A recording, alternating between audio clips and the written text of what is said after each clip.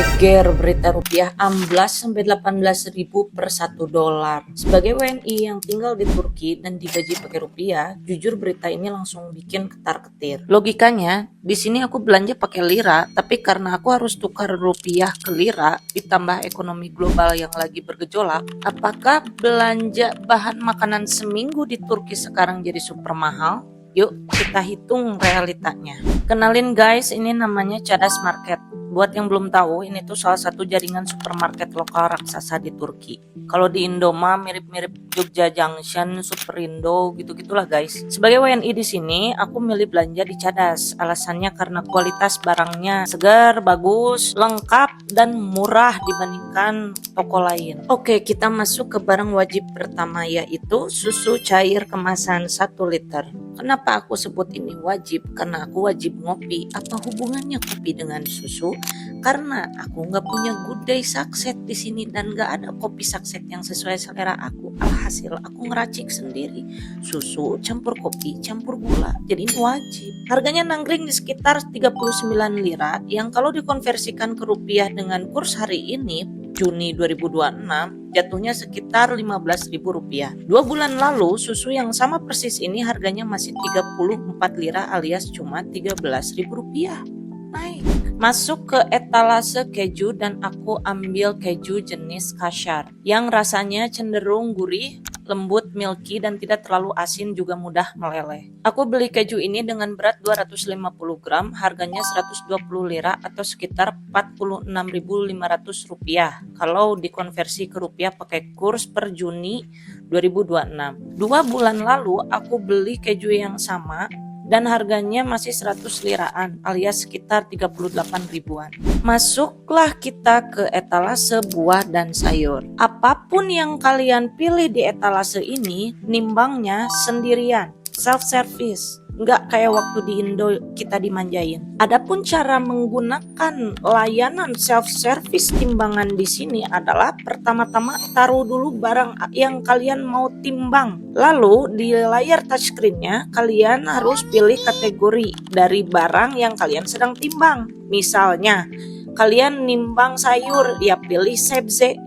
Kalau lagi nimbang buah, ya pilih meyve. Setelah masuk menu buah, kalau itu buah yang lagi kalian timbang, tentukan nama buah apa yang kalian sedang timbang. Misalnya kalian lagi nimbang jeruk, berarti pilihlah portakal. Klik portakal lalu tunggu sedetik kemudian stikernya keluar dari bawah, lalu ambil stiker tersebut terus tempel deh ke plastiknya gitu ya guys ya. Yuk lanjut belanja. Berhubung aku kalau belum makan nasi ya belum bisa disebut makan, jadi aku nyari beras dan aku nemulah beras jenis dolma piring yang secara harfiah artinya beras untuk membuat dolma atau makanan tradisional Turki di mana paprika atau daun anggur diisi nasi. Karakteristik berasnya cenderung bulat, pendek, dan agak lengket setelah dimasak, mirip-mirip dengan beras Jepang lah. Nah, harga beras tersebut 39 lira atau sekitar Rp15.000 per kilo ya, per kilo. 2 bulan yang lalu beras yang sama ini masih bisa aku beli dengan harga 32 lira alias cuma Rp12.000.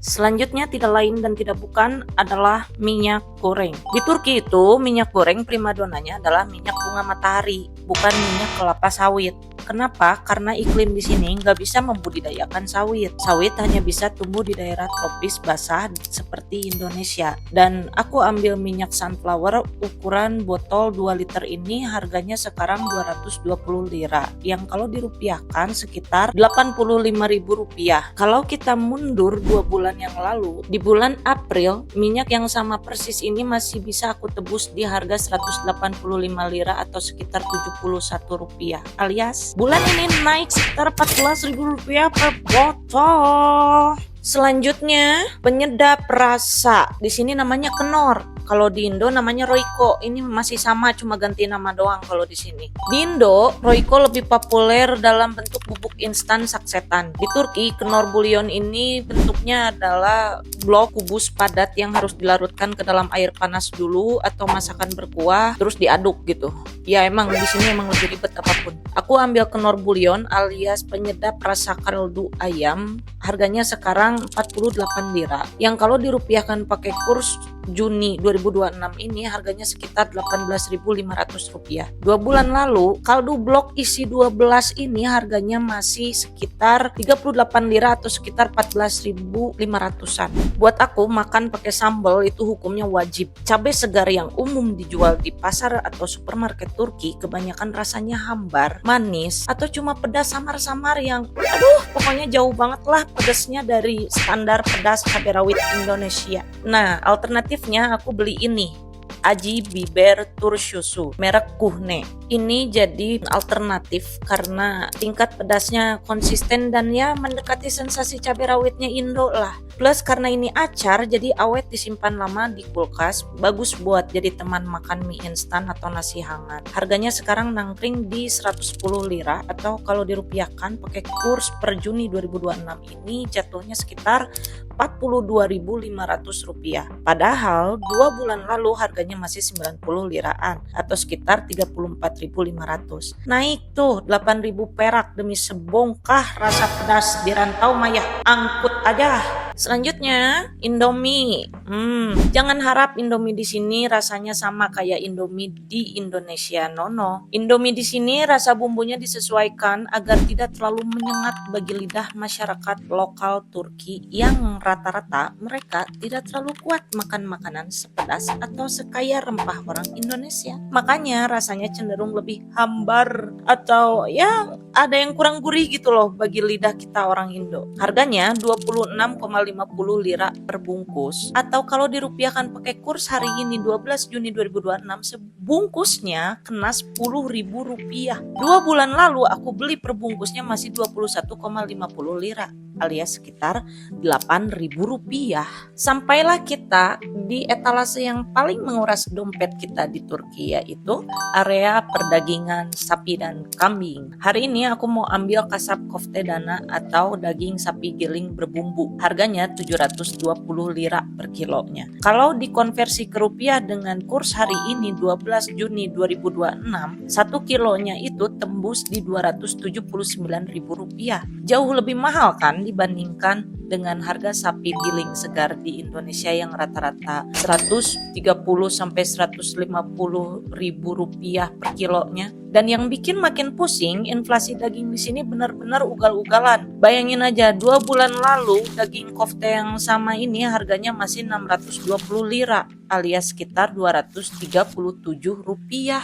Geser dikit ke area ayam. Ya, di sini aku mau beli 1 kg daging ayam Pirzola seharga 178 lira. Kalau dirupiahkan dengan kurs hari ini harganya sekitar 69.000 rupiah. Buat yang belum tahu, Pirzola ini adalah potongan paha atas yang tulangnya udah dibuang dan dipipihin. 2 bulan lalu, sekilo ayam Pirzola ini masih bisa didapat dengan harga 148 lira atau sekitar 56.500 rupiah loh. Selanjutnya telur atau bahasa Turkinya yumurta. Kita terbiasa beli telur ayam kiloan di pasar atau warung, misalnya beli 1 kilogram lalu ditimbang lalu dimasukkan kantong plastik gitu kan kalau di Indo. Kalau di Turki semua telur sudah dikemas rapi dalam karton dari pabriknya langsung dan dijual berdasarkan butir atau adet. Kemasan yang umum dijual di supermarket Turki biasanya berisi 6 adet, 10 adet, 15 adet hingga 30 adet. Aku ambil yang 10 adet atau 10 butir. Harganya 60 lira atau kalau dirupiahkan pakai kurs hari ini 12 Juni 2026 jatuhnya sekitar 23.000 rupiah. 2 bulan lalu telur isi 10 yang sejenis ini harganya masih 48 lira atau sekitar 18.500. Siap-siap untuk plot twist terjadi karena saat kita ke kasir kita akan mengetahui berapa total belanja versi ngirit untuk 7 hari ke depan bagiku dan suamiku selama di Ankara, Turki. Kali ini habis 1.265,70 lira. Atau kalau dirupiahkan, pakai kurs hari ini tembus hampir 490.000 rupiah geus buleutkeun we guys, Kak. Total belanjana 500.000 rupiah untuk 7 hari untuk berdua. Murah teu sakitu, cek aing mah murah. Kunaonnya karasa murah tapi tadi karasa mahal. Inilah yang disebut paradoks daya beli.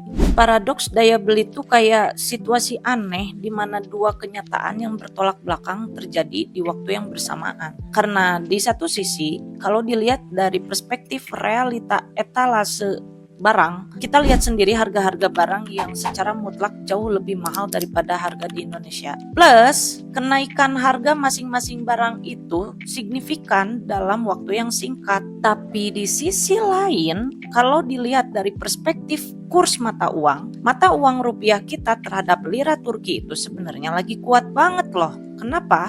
Karena walaupun rupiah sempat melemah terhadap dolar baru-baru ini, nilai lira Turki justru udah rusak jauh lebih parah sejak lama terhadap dolar. Makanya ini kayak ada efek diskon kurs, di mana jumlah lira yang aku dapat dari hasil tukar gajian rupiahku itu lumayan banyak. Tapi di sisi lain, pas lihat harga-harga barang di etalase supermarket, loh kok harga barangnya naik?